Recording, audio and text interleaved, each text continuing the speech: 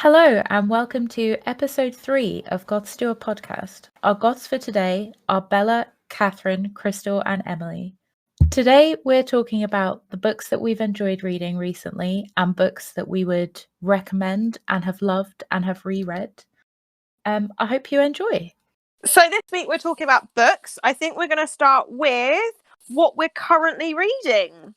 So does anyone have any good things that they have currently read or recently finished? Well, I recently finished. That's a really strong phrase, okay? I have read the majority of a book, a little known book from a little known author or two, Good Omens. Surprise, surprise, anyone who's met me. Good Omens is a book written by Terry Pratchett and Neil Gaiman. They've both written it together, which honestly I find is fascinating because I love Terry Pratchett's writing style and I also love Neil Gaiman's writing style, and they mash it together and honestly it's perfect. It is a lovely book about a demon and an angel who are the main characters in a book that has basically, the story has nothing to do with them, which I adore. The main story in Good Omens involves the Antichrist trying to end the world, and they're, trying to prevent the Antichrist from ending the world, except they pretty much have nothing to do with actually preventing anything. They're kind of just along for the ride as everyone else who seems to actually fix things. And honestly, it's just really funny, and I really like the characters. They're really funny as well. Yeah, it's a good book. It's got also a mini series, which is what actually turned me on to it. But I've watched that. I finished that. I managed to complete that. So yeah. I've listened to Good Omens, the book, and I really enjoyed it, but I don't really read a lot of Neil Gaiman and Terry Pratchett, so it was a new exploration of that kind of writing style for me. Yeah, it really helped me find my own writing style as well. I really like the almost meta jokes in it. I think it's probably, I love Community as well, which is full of meta references. And I just really, really like that humor. So actually reading Good Omens after watching it, and I've listened to the audiobook. I've got to the same point in the audiobook as I've read. And same with the radio play as well. There's lots of different versions. But yeah, I really enjoy the writing style. It's got this sort of ridiculous comedy to it, which is kind of irreverent as well. And I think being a very wordy person who's very into surreal and weird, honestly, it is right up my street. It's so funny and it's so good. It does sound like an amazing series, and I did always mean to get more into reading Terry Pratchett and Neil Gaiman, because I feel like a bad alt kid. Because I don't read either of those. I don't read either of those authors. Like I tried Neil Gaiman a while ago. I think I tried to read Anansi Boys, and I just could not get into it. My friend kept saying, "It's like, oh, but you're just about to get to the magic. You're just about to get to where the weird stuff starts happening." I was like, "I'm 200 pages in. When does it I shouldn't happen? just be about to get to the magic." So yeah, I just never tried again. Terry Pratchett was just always too intimidating because there's so much of it to read. Yeah. I don't think you have to read everything. No, you don't, apparently, because I'm very much one of those people that need to start at the beginning. I need to read the first book in a series, like his Discworld series for Terry Pratchett. I couldn't get into the first book, and Dad's like, "Don't worry, just ignore that particular character because he's in these main character in these books, but you can read these ones." And my brain just could not get my head around it. I was like, "No, I need to read The Colour of Magic first because that's the first book." That's actually, that's exactly what stopped me as well. The thing is with the Discworld series is Discworld is the environment, that's the world that they live in. The Discworld is where all the magic happens. Each book follows different characters at different chronological times doing different things. They're not written in any particular order either. I think someone tried to break down the chronological order and it's completely different from the published order. So yeah, you can kind of read it in whatever order you want, and sometimes you'll read a bit in one book and suddenly go, "Oh, hang on a minute, that explains what happens in the other book. That's actually connected. I know who that person is now." I love that. Okay, so it sounds amazing. There's just so much of it. Yeah. I mean, I've got I've got quite a few of them that I inherited from my aunt, and I've read bits and bobs of them. Again, I've watched the shows. I watched Hogfather and Color of Magic. They're really good and really funny. And I think, I ended up trying to do the same thing, reading Color of Magic. And the problem is, it's the first book, and it's one. I don't know if it's like one of his first ever published books, but he definitely takes a bit to get into the swing of Discworld. Mm-hmm. Yeah, I'll definitely give it a try. No, I highly recommend. Anything by Terry Pratchett. To be fair, with Neil Gaiman, I actually tend to prefer his graphic novels. Sandman, for example, is really good, and they're coming out with a TV show with that soon. What's the other one he did? Oh, he did Lucifer, the TV show Lucifer. Nice. Yeah, that was. So I don't know if he did the actual graphic novel, but the character Lucifer is from Sandman. Oh, okay. And that's the TV show that with Tom Ellis in it. Yeah, I think it's Tom Ellis. That's why in the spoilers, I guess, kind of, that's why in one episode of Lucifer where God is speaking, it's Neil Gaiman who's narrating. Amazing. Actually, that leads quite nicely onto my one, actually, if I go next. Yeah. Just because you mentioned graphic novels. So for people who don't know me, I studied English literature. I'm a big reader, like books. Weirdly enough, I've started getting back into comic books, which I used to read when I was a kid. And somebody I know was selling a bunch of his, and he was selling one that I was really into when I first read it. It really got me into the whole thing, which is the Civil War comic. If you've seen the movie, read the comic. It's like a million times better. They said like it's one of the most ambitious crossovers. The comic has everybody. It's got the X-Men in it. It's got the Fantastic Four in it. It's got Doctor Strange, Spider-Man, Captain America. Just everybody. And it's a lot more nuanced than they make it look in the movie. Like you find yourself really kind of arguing with yourself because you want to be on the side of like Captain America, who's like pro superheroes retaining their anonymity, but also if I'm pro gun control, how can I not be pro superpower control? It's the same thing. They have the same ability to level entire buildings. It makes no sense that people are just walking around unchecked, able to do this. You want to be on Captain America's side because he puts forward such a good argument, but it's a really good ass comic. So absolutely, it's so good because nobody's wrong. Nobody is wrong. It's just nuanced. They have two different points of view, and you find yourself like these are superheroes that I grew up with, who are suddenly fighting each other, and it's like it's like watching your parents go through a horrible divorce. It was awful. But rereading it as an adult now, I can really it's so good. I'm not going to give too much away. So in the beginning, some people are sort of not superheroes, they just have powers. They're filming like a reality TV show where they chase criminals. Shows like Cops and Traffic Police. It's like that, but with sort of quasi superheroes. And there is a horrible, horrible accident, and a primary school gets destroyed. Ooh. Yeah, which leads to the conversation of we can't really let stuff like that happen again. How are we going to stop that from happening again? Which leads to everybody coming at loggerheads. Read it. Oh my gosh, read it. It's not short. It's not short. And it does the Civil War from everybody's point of view. So you're gonna be at it for a while, but it's worth it, you know? Yeah, because it's more of a series than just a single comic, isn't it? It's so good. Okay, I think that's gonna have to go on my list, but my list is slowly getting longer by the day. So I will check back in you in about 3 years. You can borrow mine.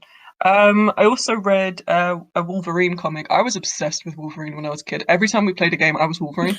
And I kept trying to think of like a girly version of the name Wolverine, even though Wolverine's pretty damn girly, actually. If you think about it, it's quite a feminine name. And yeah, I read one of him. So it's called Enemy of the State, and he kind of gets taken over by mind control. Like he gets taken over by the enemies, and they're controlling his mind, and they're making him kill everyone. It is fantastic. You spend the entire comic inside Wolverine's head. It's so good. Oh, that sounds pretty interesting. So yeah, I'm back into comics now. Shout out to Dav who sold me all his comics. I was surprised when I saw, because I saw you posting pictures of comics, and I was like, oh. I love them. I absolutely love them. I didn't know. So my dad used to collect them. So when I was growing up, they were just in the house. Yeah.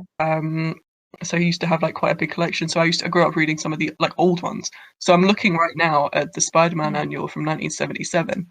Like that's in my room. So it was just kind of always in the house. And now I'm a grown up, I can get my own sort of start my own stuff going. Yeah, no, I've always liked comics. But now I'm committing. I'm going to seriously start collecting them. Oh, good luck.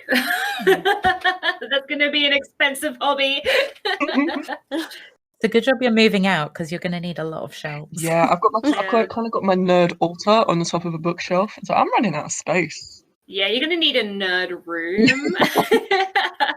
Yeah, like just a nerd. Because my dad was really into comic books as well. He was properly into them, and so I grew up with a bunch of them as well. But yeah, he literally had a room full of boxes of all of his comics, which were all in the plastic folders, and they all had, some of the, I remember. Yeah, some of them were damaged, but they're the ones he got as a kid. And then once he got a bit older, he was like, actually, these are collector's items. I'm going to keep these in mint condition. Mm-hmm. Unfortunately, he did sell most of them when he moved to New Zealand. So, and I didn't think to really say, actually, can I have, X, Y, and Z?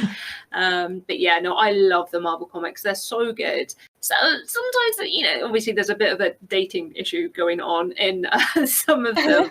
But yeah, they are so good. They're so much fun as well. And to be fair, a lot of comic books are actually, as I say, obviously there's always sort of a bit of a dating issue, especially when it's, from the 1960s or something. But comics are actually quite progressive. Yeah. If anything, the comics are actually more progressive than the movies are. Yeah, so back when Black Panther was first published, this is a rumor I've heard. Someone fact check me because I don't know if this is true. Apparently, back when it was first published, the publishers came back and said, right, you need to include more white characters, otherwise it's not going to sell. So they did a bit where the KKK turn up. Oh, Power move. Wow, I love that. Yes. Energy. If that's not true, can we just pretend it's true? And like stuff like the X-Men, like there's so many allegories you can bring to like civil rights movement, gay rights movement between the X-Men. They both sides want freedom for mutants. They just disagree on how to go about it. I love that. Magneto and Professor Xavier's friendship is my all-time favorite dynamic. I love it. I love them. Yeah, that's so good. So yeah, that's what I've been reading. Because I just find it like I don't know about you guys, but my lockdown brain got a bit mushy, and I find comics. There's so many. Like, there's some images where I'll just sit and look at the page like, whoa, and just sit and stare at it for a minute. It's so good. Yeah. That's what I've been into. The mushy lockdown brain is quite a nice segue into me saying that I haven't really read any books this year, but I have gotten really, really into Audible. So like I tried Audible, I want to say last year, and I just could not get into it. Like I was constantly getting distracted and would just realize that I hadn't been listening for like the last 10 minutes and then I'd need to rewind it.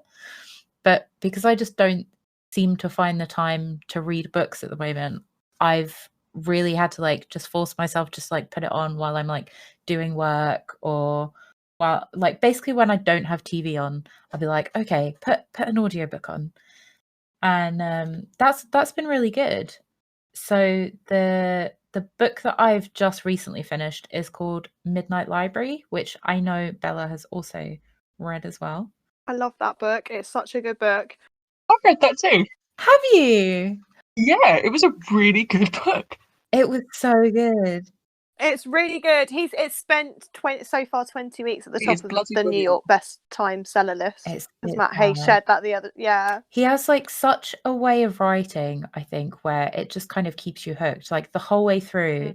Like obviously, I won't say too much so as not to spoil it, because it's very much a book where it kind of unravels as it goes. But like the whole way through, you keep kind of thinking that you can guess the ending, but hoping it will go the way you want it to go. So the whole way through, I was like, I really hope it's going to end like this, but I really have no idea. It could end like this, or this. That's the sign of a good book, to be fair, if they actually can keep you guessing, because it's so easy to be able to guess endings these days. Yeah. Especially with all the tropes. I love a good trope. Yeah, I hated them, but I love them. When done right. When done right, a trope is so fucking good. But yeah, I love this book so much. So I've read some of Matt Haig's stuff before, because he's done Reasons to Stay Alive with some memoirs about his depression and all of that. So I've read more of his non-fiction stuff. And then this came out and it sounded really good because I follow him on Instagram for his mental health stuff. So I was like, oh, I'll pre-order it. While I was pre-ordering like 3 other books. I read it nearly as soon as I got it, and it was so good. And I feel like you connect with the character, which I always find is I enjoy a book more when I feel either connected or feel something for that character. Yeah, he has such a way of writing that's just like so relatable. And I think because obviously he wrote like Reasons to Stay Alive and the kind of like more like non-fiction stuff. I've never really read any of his fiction stuff, so I was very much like didn't know like how it was going to go. But I think he writes fiction so well, and he manages to get like the mental health aspects across. Just it's just so well done. Yeah, I actually thought it was a non-fiction book. I thought it was actually just him talking about his mental health. I didn't actually realize it was a fiction book because I've got it on Audible, but I haven't actually listened to it yet. Oh yeah, it's just so good. Another one of his I want to read, which I haven't got round to yet, but some of it's because I feel like I should read it near Christmas because it's A Boy Called Christmas. And apparently that idea came from his son asking what Santa Claus was like when he was a boy. Aww. And it's also going to be a Netflix film this year, so I think closer to when it comes out, I might give it a read because apparently it's really good. Yeah, maybe wait until it's closer to the film. Have you read The Humans? No, I haven't. It's on my list. My list is have you read it? No, I haven't. It's I've got it. I've started it. Yeah, but you are right though in what you said. Like his writing style is really like it flows really well. Because I finished his other book in an afternoon. Yeah, it was so easy to get through. Absolutely. I might actually be able to finish one of them then. Yeah. Crystal, you know I'm the slowest reader in the universe because of my dyslexia, and I think I read that in 2 days. The Midnight Library, I read it in 2 days. Yeah, with the ADHD, I either never finish the book or I read it in an hour. There is no in between. It's really not. I think, like, as much as I really love Good Omens, I really get into it. For some reason, there's just like a block once they get to the airfield that I just go, right, okay, book's done. Like in my head, I'm just like, right, book's done. I'm gonna go do something else now. You're not that far from the end either. I know, it's like right there. There's like 2 more scenes for me to 2 more chapters or something for me to read, and maybe it's because I just don't want it to end. I think it might be that. Yeah, I've done that with an audiobook. I was listening to Eve of Man and Evolution, I think the second one's called. I haven't finished the last 45 minutes of Evolution because the third one's not out, and I don't want to. Yeah. Because so much has gone on. They haven't written the third one yet. I'm like, but oh, okay. Yeah, I was telling Crystal about those books today because I've just started Evolution, and I already just can't stop listening to it, and I kind of forgot how good I found the first book. Like they also use the same people on the audiobooks. If you listen to the first one and the second one, it's the same narrators as well, which is so good. And I love that they use different people. So because I've started getting through so many audiobooks, I find it's very hit and miss with who they do the voices, like who they get to do the voices. But the fact that they use like different people for different characters, I find it really easy to kind of keep up with. So like there's a lady that does Eve's voice, and then they have different guys who do the different guy voices, and it's so good. Yeah, I do find that's kind of weird because the Good Omens audiobook is just the one guy narrating and just using a different, voice for all the different characters. And as someone who's only half paying attention, all the voices sound the same to me, and I can't quite figure out who's talking sometimes. So yeah, I much prefer the audiobooks where everyone's, there's actual voice acting, like voice actors coming in. Although I will say that the Harry Potter audiobooks are where I make an exception. Yeah, fair enough. Agreed. Yeah, Stephen Fry is just where we go wrong. Exception to the rule. The voices that he does, honestly, when he does like the female voices and he does all the accents, it's just something else. Stephen Fry is a national treasure, though, and we should protect him at all costs. Yeah. They've left me till last because I 10-minute timer on now. Okay, I'm going to start with the book I'm reading now, and then I'll go on to the ones that I've finished and I'm still obsessed with, which is why it's taken me so long to finish this book. I like how your voice has already Yeah. sped up. Okay, right. So currently I'm reading a twisted tale called Unhappy Birthday, and it's the twisted tale of the second Alice in Wonderland, so it's Through the Looking Glass. And it's actually really good because people keep saying, oh, if it's taking you so long to read it, just like give up and start something else. I was like, no, the problem isn't the book. The problem is I'm stuck in a different universe and my brain's not ready to move on yet. So the twisted tale is what if Alice was really, really, really late? So basically what happened if Alice never went back to Wonderland on time and the Queen of Hearts was allowed to continue basically rampaging through Wonderland. And it's actually really good. It's a really interesting take on that tale. I've got probably, I think I'm 70% way through the book because I'm using Goodreads to track how far through the book I am. And it's really good. And I think in the next week, I probably will have finished it because, yeah. But I was hoping I would have finished it by now so I could talk about a different book called Shadow and Bone, which would be a Netflix series because it sounds really good. There's magic and dragons and all the things I love in a book. But I haven't started reading that yet, so I can't really say I have much heard more. the Netflix show is very good though. Yeah, the trailer looks amazing. And one of the girls at work who loves fantasy books and she's a really avid reader. I've got a list in my phone of books she's recommended for me. But this was one that she recommended, so I got my sister to get it for me for my birthday. So that's the next one I'm going to read. Now, the reason why Crystal said a 10-minute timer, as you can hear, is because I read a book series called The Raven Cycle in February. And as I've already mentioned, I am a really slow reader. I read 4 books in 3 weeks, and the only reason why it took so long is because I ordered the second one and not the third and fourth one, so then I had to wait for the third and fourth one to be delivered as well. Because, why would I order all of them at the same time? That just seems silly. Yeah, who does that? Yeah, who does that? And it's a young adult series that is... the outline does sound really strange. Basically, this group of boys who go to a private school start looking for a dead Welsh king in West Virginia, because where else would you look for a dead Welsh king? Makes perfect sense to me. It makes perfect sense. But I sent the blurb to someone. It's basically there is a lot of magic and stuff involved. So they meet a girl whose family's psychic, but she's not psychic. But they don't know why she's not psychic, and that comes into the story later on. And it's just it's a really nicely fleshed out world. And like Crystal said, with Terry, or was it Emily? I don't know, about Terry Pratchett, where you read the books and you go, oh, that makes so much sense because that was mentioned in this book. That happens in these as well.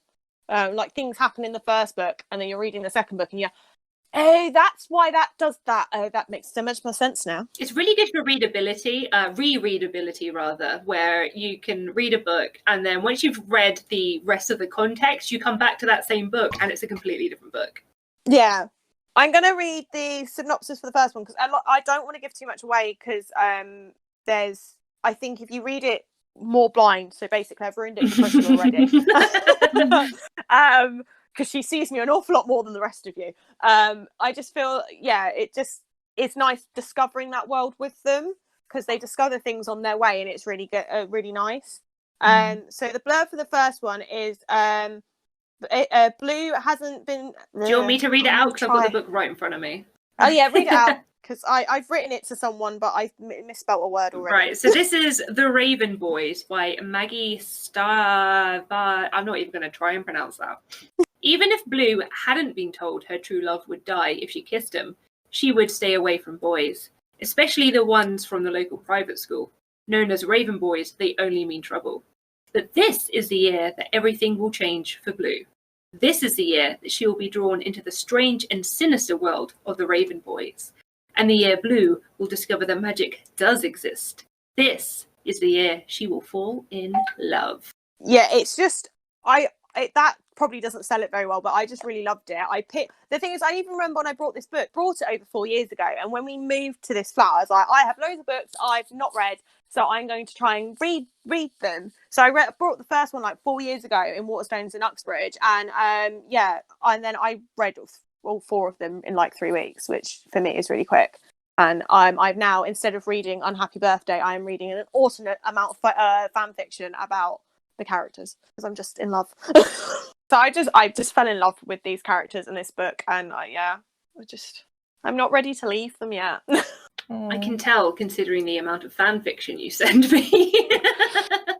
No, the amount of fan fiction I've read, according to my iPad last week, I spent 4 hours a day on fan fiction. I even if I exercised every day, that's 40 minutes of using my iPad for exercise. So let's say an hour when I use it for recipes. We'll be on the phone. So it's like 3 hours We'll a day. be on the phone chatting away, and then Bella will just suddenly be like, "Oh, there's a new fan fiction thing I haven't read yet," and I'm like, "What am I like?"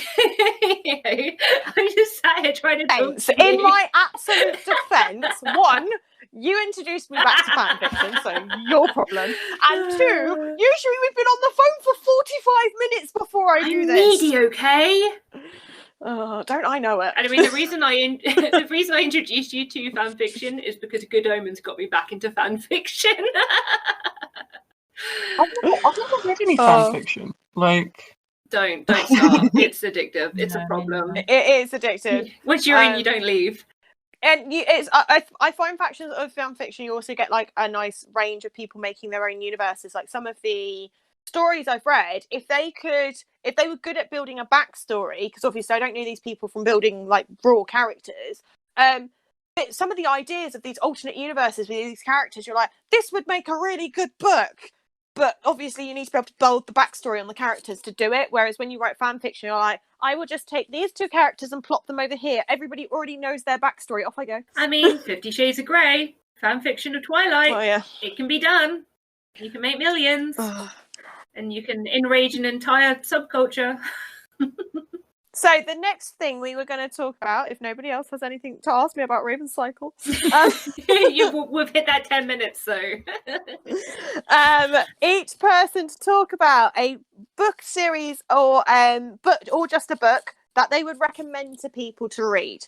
And I swear I've got a different book. I mean, Harry Potter seems all right if you ignore everything. Death of the Artist. Death of the Artist.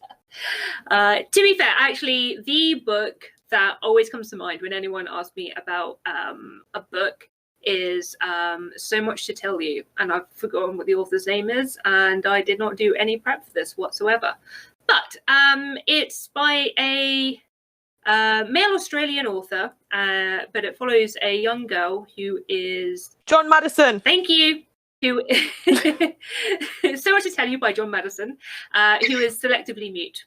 And the story is told through diary entries, and I love that in a book. I love that.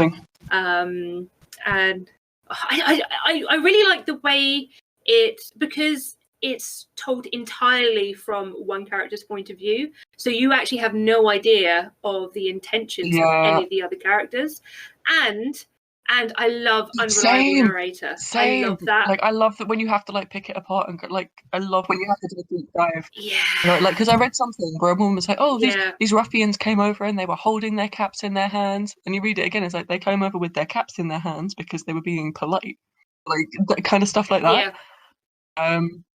So good. Yeah. No, I love that. But so you because of some trauma she's gone through, she's given this, she's at a boarding school, and she needs to, as her, I think it's an English project, is to have a diary. So this follows her at school. And some of the diary entries are just quite, it's a girl at high school sort of thing, just general day-to-day stuff. And then as you get into it, you get more into her state of mind. You release a little bit more. You find out a little bit more about the things she's been through, her family dynamic.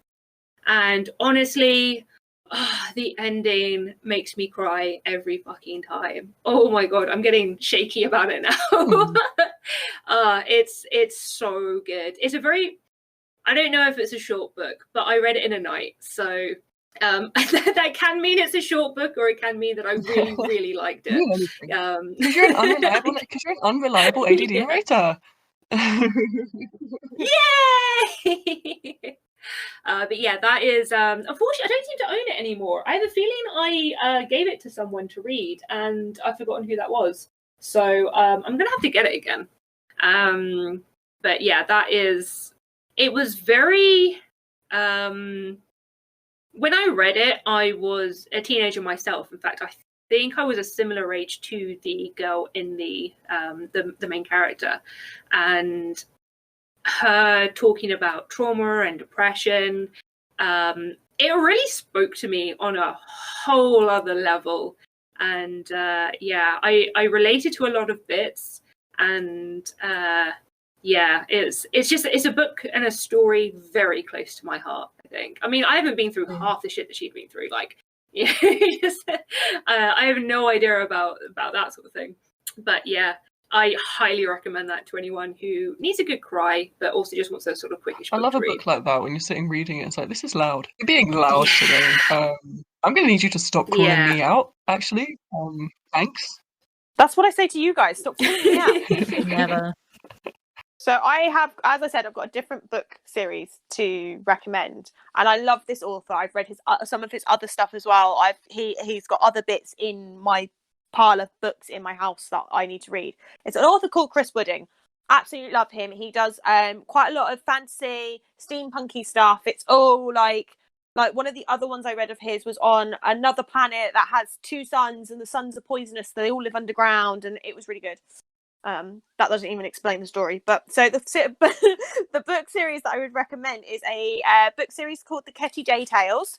And the first one's called Reparation Falls, and it's basically steampunk airships meets Firefly is how I describe it to people, because follows a captain of the Ketty J, and he leads a small crew of highly dysfunctional band of layabouts is how it's described. And it basically follows follow their story, because they pick up a new engineer who has a secret, because obviously there's always a mysterious secret. And it basically follows their story, and there's 4 books, and I just loved it so much, because it makes you feel for the characters, because you get some bits from the captain's point of view, you get some points from this engineer's point of view, so you can see how she's struggling with how she's trying to fit in with this new group of people.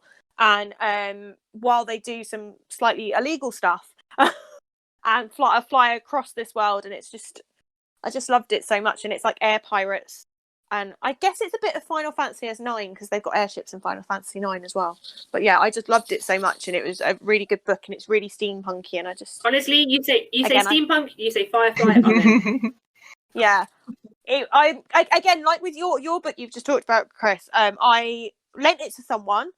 The first book, cannot remember who it is, so I need to get it again, because like my plan for this year, because at the beginning of the year I was reading so quickly, was to hit my target on Goodreads and then reread some books that I'm always like, but I've got all of these other books to read, why am I rereading things? But yeah, to go back and reread some of the books that I love, like the Ketty J Tales, or the same author as of the Raven Cycle did another series I read as a teenager that I quite enjoyed, and I was like, oh, I could reread that again as well. But because I'm stuck in fan fiction land, that may not happen. But I think I'm going to try and reread some things anyway this year, because it doesn't matter if I read 15 new books or not. But yeah, that would be my recommendation, Ketty J Tales. Okay, I'm going to jump in. Something I would recommend. What would I recommend, actually? I read bits and pieces. I've just started Rivers of London, which came. It's so good. Oh my god, I'm so sorry. Oh my god, it's so good. Came really highly recommended by a lot of people. It's good. It is good. Yeah, I have been told it needs to make it on the list. Yeah, the main character, he's like, because it's London. Like, for people who don't know me, I was born and raised in London. I'm pretty emotionally attached to the place, so it's nice to see them talk about places that I know, and they'll mention streets that I know I walk down and areas that I've been to, but they make it different. Like it's London, but not as I know it. It's kind of magical. So basically, the main character is about to become a police officer, is about to fully qualify, whatever, and he's recruited by basically the magical division, who deal with the monsters and the witches and the extraordinary stuff. And it's the main character kind of accepts that in the same way that you would. Kind of, oh, I'm seeing this entirely brand new stuff. I can never tell anyone because they will think I'm insane. But he tells his girlfriend, so that's fine. And it's a nice juxtaposition between the really mundane, the everyday. So there's like a murder and the Metropolitan Police are investigating it, next to the completely magical, and there's goddesses and there's monsters and there's witches, and it's just really good. It's So just good. such a good series. I've read up to the Furthest Station, so I'm not totally up to date. I did drop off, but as I said, I've suddenly forgotten how to read. But I met the author. I went to he did a book signing at a Waterstones near where I was living at the time, and so I met him. He wasn't. He was just like, "Is your real name Crystal?" I'm like, "Yes, it is." Are you sure? Yeah, it is. I think you would work because you're real. Yeah. But yeah, I have a signed copy of The Furthest Station that I'm way too proud of. But yeah, like you said, because it's set in London, and when I first started reading it, I was working in London. It was really, really cool being able to picture exactly the place that he was talking about, because I've been there. I've seen that. And the way all of the magic is rooted in realism, he's got so much paperwork to do as a police person, but also, the paperwork he's doing is saying, so I saw a ghost today, and I think the ghost made the crime happen. So I just love the juxtaposition of the really weird magical stuff and the bureaucracy of the police department. Yeah, it's so good. Just read it, people. Read it. Yeah. Or don't read it. Do what you like. I'm not your mum. I am. Read it. It's a free country. You're not the real mum. Okay, so my recommendation, I'm going to recommend an author, not a particular book, purely because I think all of her books are equally as good. But my recommendation would be any of the books that Sarah Knight has written. I know, like, I've read a few and I've given some of them to a few of you guys, so I know that you'll maybe have read them. Yeah. But she's the lady who wrote The Life-Changing Magic of Not Giving a Fuck. And I mean, that's a good place to start, but I think all of her books are good. But they're basically like kind of easy to read, like kind of conversationally style books, where she basically just like instills confidence in you in like being your best self and like not worrying about what other people think, not overthinking things too much. And I think especially at a time where like, like people have been like stuck at home for a year and might not really like be too sure kind of who they are, or like things might have changed like in lockdown. I think it's a good choice of book to have a read and think like, yeah, I can do this. I can start this thing that I've always wanted to do. Like the way she writes, like every time I like reread one of her books, like I just get like the biggest like life confidence boost. And Yeah, you gave me one of her books. You gave me Get Your Shit Together. Like I've taken things out of that I genuinely like carry forward in my everyday. Like so I work in an advisory role, so for people who don't know me, and actually some of the stuff I've taken from that book I use when I'm advising other people. Like I use it in my advice, specifically the learning to single task. Everyone's always like, multitask, do everything at once. Yes. You can't. You cannot finish what you're working on and then start something else. And that's kind of what I say to my students. So don't come at me with you've got a million things on at once. Sit, focus on what you need to focus on, and then we'll go on to task 2. Oh, I said that to my therapist the other day. At the moment, I have this really bad thing where I want to do everything at once. So I want to be editing podcast 2. I want to be writing my fan fiction. I'll be reading fan fiction. I'll be playing the piano all at the same time. Physically impossible. I need to pick one, do that one task, and then I can do the next one. Because I do not have that many hands for a start. Yeah, so I of you, Emily, I got what was the title again? Life-Changing Magic of Not Giving a Fuck. And I think I have another one to give you as well. Yes, actually, I think I vaguely remember that conversation. Yeah, I mean, this is me. I've read part of it, but what I have read, the reason I stopped reading, because it was just, as we were saying before, it was really loud. And I needed to just stop and reflect on what she'd said, because it was so relatable, and the way she talks, it sounds like your mate. You're having a conversation with your mate, and it's she's not trying to give you any unrealistic expectations. She's not trying to hype you up in a sort of ridiculous sense. Like it's not a life coach type thing. I don't really know what I'm saying there. Self-help? I mean, it is self-help, but it's not like this, yeah, you could do this, you got this, yeah, it's not really over-enthusiastic. It's like, look, okay, let's be realistic here. What do you actually, what are you trying to achieve? Let's figure this out. And, I really, really like that. And one day I will finish it. But that's anytime I see Sarah Knight, I'm like, I'm on it. I don't even know what the title is. Sarah Knight, I'm on it. You guys, have any of you guys read any Patrick Ness? No. I don't think so. No. Really good. Okay, so he did a couple that I really like. So one of them was The Rest of Us Just Live Here.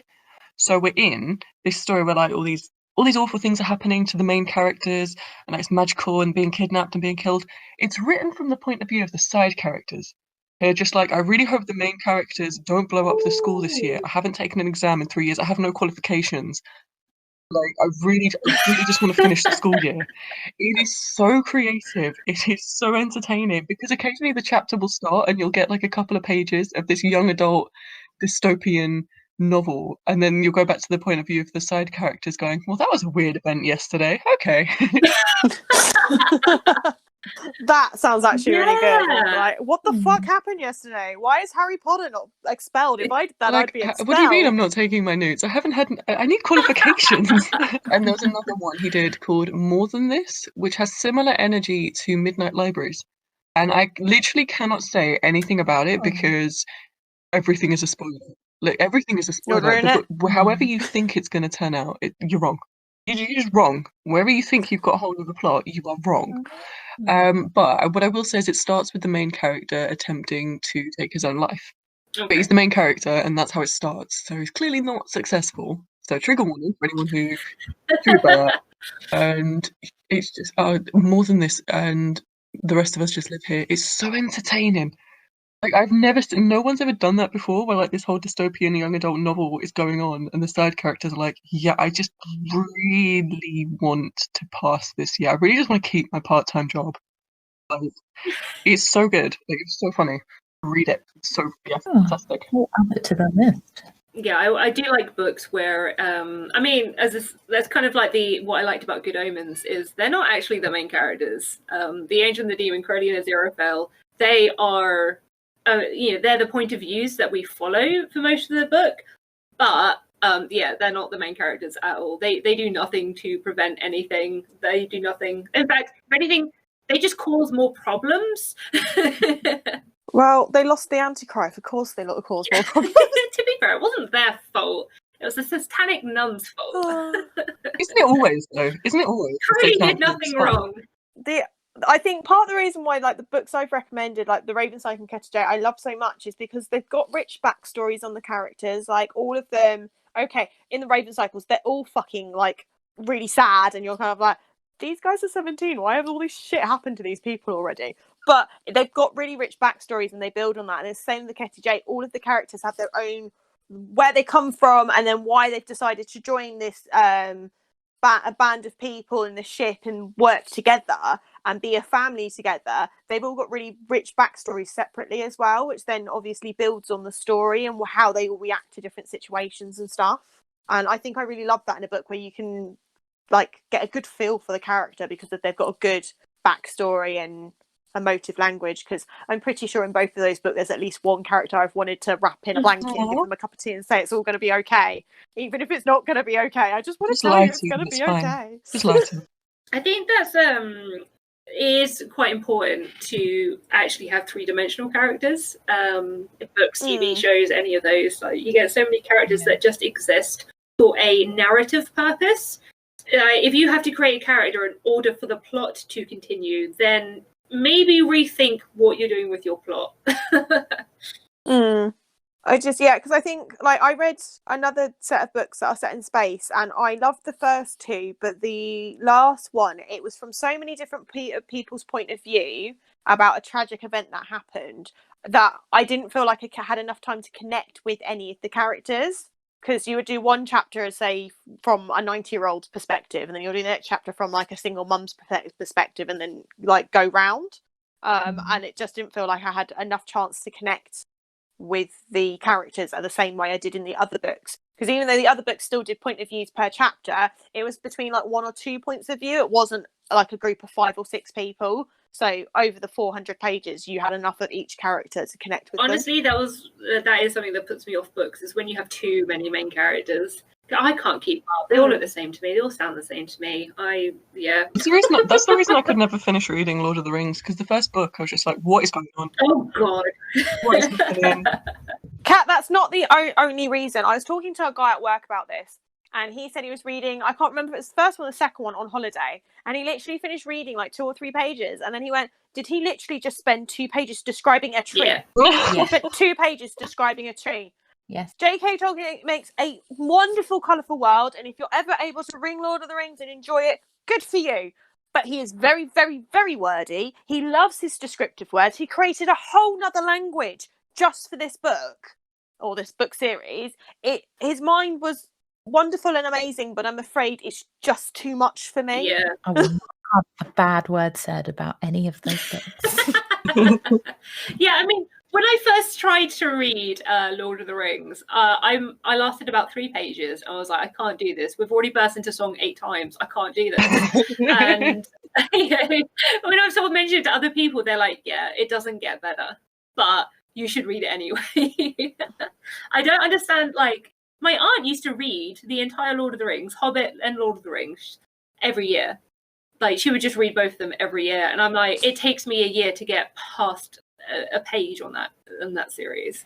But the more you read them, the more you remember all of the names. So it gets easier when you reread it, because you're like, oh yeah, that person. Yeah. Yeah, it took me a year to read the first one. Obviously, it wasn't a continuous read. And then this is probably now why I've got the habit of having more than one book on the go, because it was so heavy for me, Lord of the Rings, that I would be reading another book kind of by the side. So I'd read for, say, 2 weeks Lord of the Rings and be like, yeah, I've had enough of that now, so I'm going to go read this other thing now, because otherwise I would never read anything else.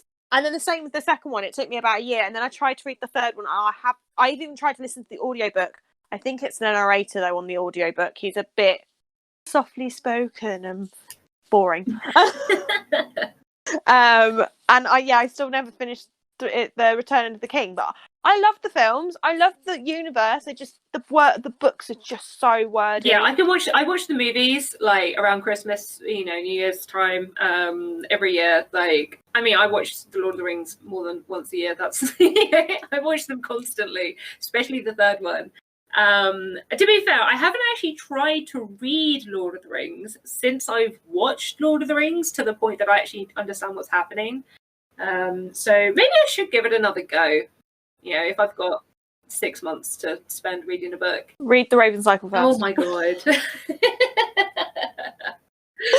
To be fair, it looks much, much smaller than my copy of Lord of the Rings that I can see. And it's young adults, so it's easy to read. I will shut up now about Raven Cycle, I swear. No, you won't.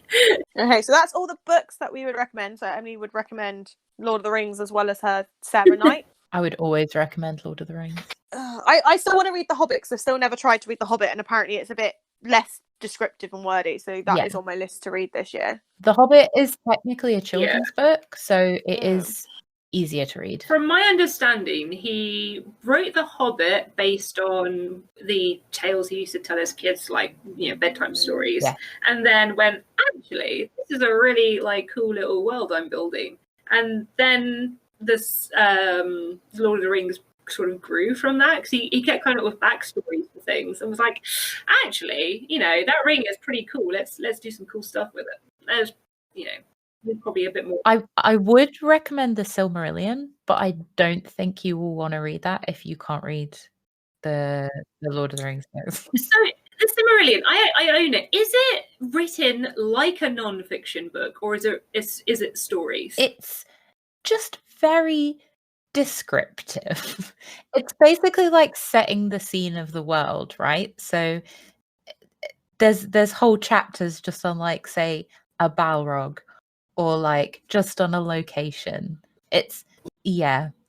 So it's very if there was a non-fiction book in Lord of the Rings, it would probably be that. It might be easier for me to read the Silmarillion first then, because non-fiction books I can usually get into quite easily. Give it a go. Let's see what happens. So, are there any other books that you're all dying to tell our podcast listeners about? The complete Anything else? works of Edgar Allan Poe. Yeah, that's pretty. I broad. don't really feel like I need to explain that one. No. Fun story. So when I was in sixth form, I went to my local pub and had a drink. Oh God, that's an old school notion. I had and I popped into the toilets, and a woman said to me, "Hey, do you work here?" I was like, "No." "Cool, I'm trying to make some money." And she pulled out a bag, and she had like a bunch of things that she had clearly stolen. So in that night, I got a pair of false eyelashes for my sixth form leaving do, and the complete works of Edgar Allan Poe. From this lady, I paid less than a tenner for both of them together, and that is how I started getting into Edgar Allan Poe. I was sold a book by a lady in the toilets. I had to, pay real money for my copy. I feel ripped off I'm the now. main character. Yeah, I'm the main character. True. These things happen. And we're all just sat here going, how dare we pay real money for our books instead of getting them off some random He was lady clearly in the just like toilets? funding a drug habit, but hey. The only other book series I probably would recommend is Hitchhiker's Guide to the Galaxy. Douglas Adams. Oh, those were good. They're so funny. And just, to be fair, I'm really into my weird and surreal shit, and it's like sci-fi weird surreal shit. My first introduction was actually the BBC miniseries, which came out a wee while ago. And then I found the book in my school library back in school times. And I actually managed to read a whole book, and I remember most of it. I actually paid attention to it. So, that says a lot for the type of book it is. I really enjoyed that. My only comment there is that originally The Hitchhiker's Guide to the Galaxy was a trilogy in 5 parts, but now you can buy all 5 parts as one that's book. what I have. It was a trilogy in 5 parts. In 5 parts. This is that just shows you the weird surrealism around The Hitchhiker's Guide to the Galaxy. Because Dad's got the 5 separate books. It's 5 separate. It's 5 separate books, but it's a trilogy. So basically, that's fine. But it's a trilogy. When he, I hate That that. hurts my head. I genuinely hate that. when he originally came out with the first one, so there's a Hitchhiker's Guide to the Galaxy, the Restaurant at the End of the Universe, and the Life Universe, and everything. And he's like, cool, done. 3 trilogy, done. Cool. Hang on a minute. No, I've got a lot more ideas. So now there's also So Long and Thanks for All the Fish and Mostly Harmless. Yeah, so it's a trilogy in 5 parts. I'm not sure. I think they were all. There was one book that came out posthumously, but I don't think that was Hitchhikers. I think that was Dirk Gently. Yeah, I don't remember. Yeah, I tried to watch Dirk Gently. It requires way too much brain power. I loved it. Yeah, it's very odd. My partner really loved it. I did not. I've got TV shows, which will probably be a different podcast. My list is even longer than books because at the moment I am physically incapable of watching something new. So I'm rewatching Scrubs for the billionth time because I just can't seem to get into a new TV show at the moment. I feel like that's a whole other podcast. That's a whole other podcast. The only other book that I would be dying to tell someone about is Neverwhere by Neil Gaiman because Mum gave that to me and I was like, oh, I'm not sure. I've never really read Neil Gaiman apart from Good Omens, and I loved it. It's weird. It's wonderful. It's magic in London. It sounds like the city of London stuff. You got stuff above ground, but then you're underground. It was really It's good. been recommended to me a lot. I haven't actually got around to reading it yet. Oh, and Shadowhunters, but that's always take your pick with that one because you have to be the right kind of person to go into that magical world and follow their weird storyline. How do you mean? There's a few things in the plot that you always go, you definitely are 16 because you're just being reeled on. Right. Like, why would you believe what the bad guy's telling you? Yeah, that is a trope that annoys me, where your characters are stupid for the sake of plot purposes. It's like the bad guy tells them something and they just believe the bad guy. I'm like, why are you just believing the bad guy? He's a bad guy. Yeah. But I really love those books, and I'm I'm listening to them on Audible at the moment because post night audiobooks keep me awake, where apparently I can ignore music, and that is how you crash on the M40. I've actually started reading like a I feel like it's kind of pseudo-psychology on well, it's not pseudo-psychology, it's a thing about generational trauma. It's called It Didn't Start With You, and it's kind of like letting go of stuff that you've inherited. Oh, that sounds good. Yeah, it's actually it's really good. It's some of it's a bit like, oh, I was like in the mountains talking to the monks, and I was like, it's a bit, some of it's a bit kind of hippy dippy, which is not me.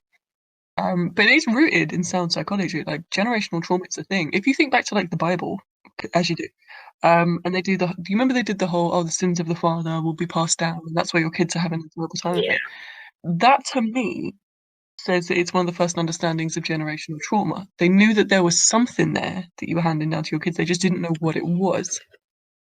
So they just thought that God was mad at you. I mean, fair it enough. kind of makes sense because reacting to trauma is something physical. So it's certain things you do when you jump at loud noises, or you avoid certain things. And kids would actually pick up on that as well, like subconsciously. But it like changes your DNA. Like it changes the way, like it disables some people. Like it changes like stress levels in your body. It changes how your brain reacts to certain situations, which you pass down to your children. Also, with the mum's got high anxiety or stress while pregnant, the high cortisol level changes the DNA of the baby, making them either more anxious or whatever. So it's kind of cross between a self-help and a research book on how you it's about kind of looking at the man behind the curtain and punching him in the face. It's like, understand why you're doing these things and understand where it's coming from, and then punch it in the face. That's my advice. I mean, I like those books. Yeah, while on that sort of topic, is a book I actually read kind of recently, called "Women Don't Owe You Pretty" by Florence Given. Ooh. Now, caveat: she's 21 years old, so bear that in mind with some of her advice. She does get a bit aggressive about her feelings towards men, let's say. Which I don't necessarily agree with. There's a bit of a, oh, he said the wrong thing, you should dump him, which is kind of. Anyway, the rest of the book is really, really good. It's about the deep rootedness of the patriarchy. So it's a feminist book, and it really helped me realize how many choices I make in a day that isn't based on what I actually want to do, and it's based on society. And so, as I said, she's quite young, so some of the language in it is a bit young. Gen Z. It's a little bit Gen Z. But other than that, like I honestly, it was a really, really good book. As I said, there's a few things you need to sort of gloss over, but it's a really good way of expressing how inbuilt certain behaviors are that everyone has, and how it's perfectly okay to just not do some of these behaviors. Like, if you don't want to shave your armpits, don't shave your armpits. Always sound advice. And that was episode 3 of the podcast. We hope you all enjoyed listening to us talk about our favourite books and what we would recommend. Please let us know on Instagram and Twitter your book recommendations, or just drop them in the comments below. Join us next month for the next episode, which we'll be talking about what TV shows we would recommend we're watching and what are our comfort shows. Look forward to having you join us next month. Bye! So this month on the podcast, we are recommending an app called Goodreads. It's along the line of book themed. Goodreads is an app that you can use to track your progress on your books. This is everything from what you would like to read, what you have read, and what you're currently reading. Goodreads itself will give you 3 shelves, which will have each of these titles on it. You can also make shelves of your own. So the shelf that I have is things I would like to try and read again, such as the last book of the Inheritance series. This helps you track what you're currently reading by letting you put in the page number that you're on and the edition that you are reading, so that you can see the percentage of the book that you have read. Currently, I'm reading Unhappy Birthday, and apparently I have read about 70% of the book. If you are a Kindle user, you can also put the percentage from your Kindle app into Goodreads as well, and it will help you track your books. Once you've finished your book, you can leave reviews and how many stars you would rate each book as, so other readers can see if they would like to read this book. It also has a Discover page to help you decide what you want to read next. So the Discover page will recommend books based on what you have previously read and what other people are reading. They're also on the homepage, it will tell you the top book for the week in each genre, from everything from poetry to sci-fi and fantasy, all the way back to your romantic novels. This can be quite helpful if you're looking for something new or inspiration of what else you should read.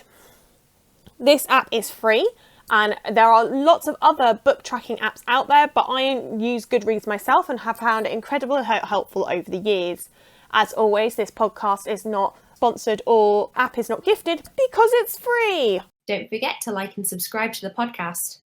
And you can follow us on Instagram at Goths Do A Thing, on Twitter at Goths Do, and YouTube's Goths Do A Thing. And that was episode 3 of the podcast. We hope you all enjoyed listening to us talk about our favourite books and what we would recommend. Please let us know on Instagram and Twitter your book recommendations, or just drop them in the comments below. Join us next month for the next episode, which we'll be talking about what TV shows we would recommend we're watching and what are our comfort shows. Look forward to having you join us next month. Bye!